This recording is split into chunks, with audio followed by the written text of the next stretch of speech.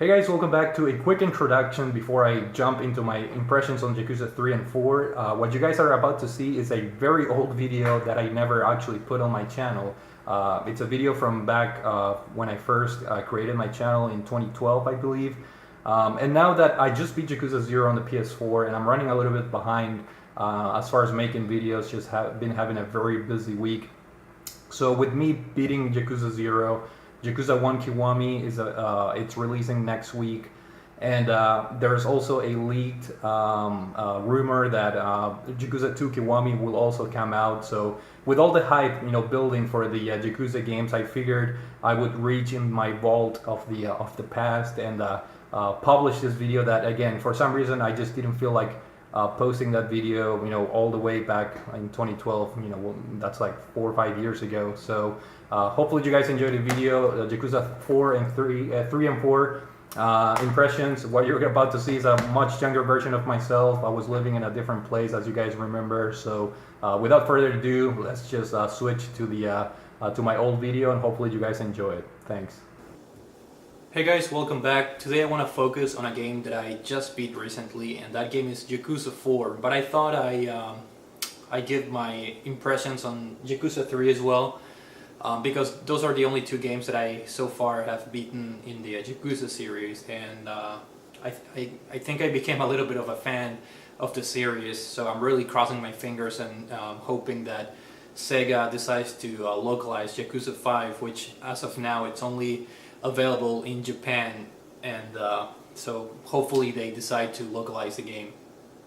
And the reason why I decided to give the Yakuza series a try is because I kept reading how the series is very similar to Shenmue. I read that comment on several gaming forums.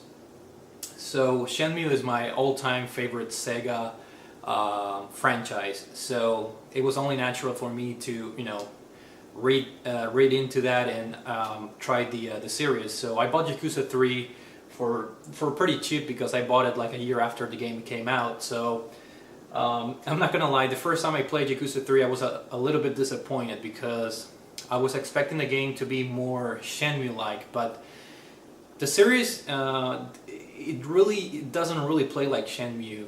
There are certain similarities between the two series, and one of them is the attention to detail in the locations. For example, in Shenmue, whenever you walk into a store or inside a restaurant, there'll be a lot of details. You can have a drink, you can buy a drink, a soda from a vending machine, like a lot of stuff that is not essential to the game itself, but it adds to the realism of just the everyday life experience of your game character. And Yakuza does the same thing. You can walk into a convenience store and you can buy anything pretty much, from orange juice to magazines and stuff that you don't even actually really use in the game. So those things are similar to Shenmue, but I was a little bit disappointed when I found out that not all the characters have a voice dialogue. That was one of the things that completely blew my mind when Shenmue was released in '98, when every character that you talked in the game had a voice recording or dialogue. So Yakuza is not like that, but I can understand. It took me a while to accept that, but the Yakuza has a lot of full motion video sequences, like the ones you're watching now. Those have dialogue. However, when you're playing the game and you're walking around the city, for the most part, the NPCs characters they just have text dialogue. So once I learned to accept that this is not a 100% Shenmue clone, I started to enjoy the game for what it is and for what it was. And Yakuza 3, I'm just gonna briefly talk about it because I beat that game probably like 6 months ago, and it was a very fun game. It's the best way to describe Yakuza. It's an action game with light RPG elements. Some people call Yakuza a beat 'em up, but I don't really agree because in order to have fights in Yakuza, you have to encounter certain characters throughout the city. So another wrong comparison that a lot of people make is that some people think that this might be a sandbox game like Grand Theft Auto and or Saints Row or something like that. But the reality is that this is actually the cities that the game takes place. They give you complete freedom. You can, like I said, you can go to a convenience store, you can go to the arcade shop where you can actually play arcade games, which is pretty cool. You can go pretty much anywhere you want, but the size of the city is actually fairly small. Both Yakuza 3 and 4 take place in this fictional place called Kamurocho in Japan, and like I mentioned, the cities are fairly small, but the size is appropriate for what the game is. So another thing that the Yakuza games have going for them is that the vast amount of things that you can do. And besides the main story, you also have sub-stories that whenever you encounter certain NPCs in the game and you talk to them, they might tell you, hey, my wallet got stolen, is there any way you can get it back? And so you go into this sub-story where and if you complete it, you get experience points which you can use to upgrade your abilities and skills and learn new moves, or you can also get money and some other items that could be useful in your adventure. But the story itself, it's really complicated. When I bought Yakuza 3, one of the cool things is that the options menu has this one section where you can watch videos from Yakuza 1 and 2, so you can get up to date as far as the story. But even after watching those videos, which are very, very long, the story is so complicated. And I wouldn't use the word complicated, but it's a very long story with a lot of characters involved in the story, and it covers a span of several years.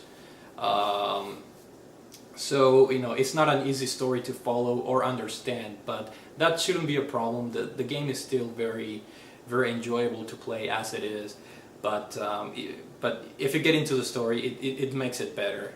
And one of the strongest points of the Yakuza series, after playing 3 and 4, is, in my opinion, the characters, and that especially shines in Yakuza 4 because you play.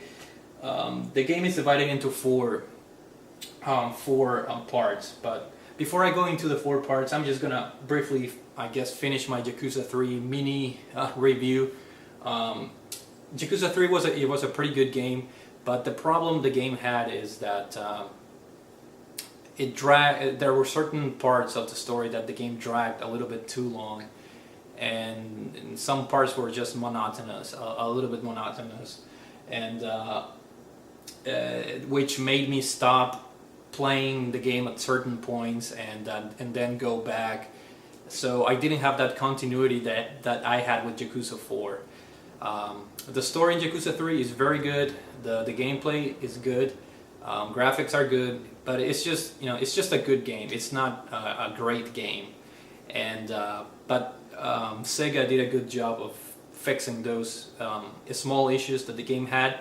And with Yakuza 4, as I mentioned previously, the game is divided pretty much into 4 parts, and each part you play with a different character, and by playing with a different character you have a different fighting style. So and each character has a separate background story, and in the end all the separate 4 stories from the 4 different characters intertwine with each other, and they all fight for something in common.